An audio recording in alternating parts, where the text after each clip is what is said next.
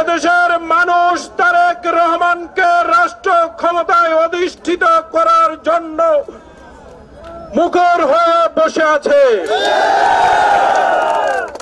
কখনো ঢাকার রাজপথে, কখনো চট্টগ্রামের রাজপথে, কখনো নোয়াখালীর রাজপথে দেশনায়কের নির্দেশে আমরা হাতিয়ার বিএনপি পরিবার আমরা ঐক্যবদ্ধভাবে প্রতিটা কর্মসূচি সফল করেছি। আজকে বাংলাদেশ ফ্যাসিবাদ মুক্ত হয়েছে, শেখ হাসিনা পালিয়ে যেতে বাধ্য হয়েছে। দেশে অন্তর্বর্তীকালীন একটি সরকার রাষ্ট্র পরিচালনা করছে। আগামীতে ফেব্রুয়ারিতে নির্বাচনের একটি সম্ভাব্য তারিখ ঘোষণা হয়েছে।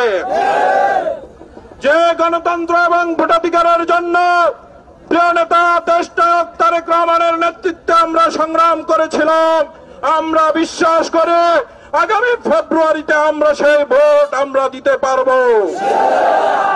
আগের মতো দিনের ভোট রাতে হবে না, সকালবেলা একজনের ভোট আরেকজন দিতে পারবে না।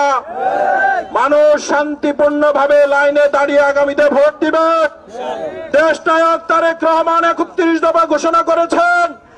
আমরা দেশনায়ক তারেক রহমানের 31 দফা নিয়ে প্রান্তিক মানুষের ধারে ধারে আমরা ছুটে যাচ্ছি।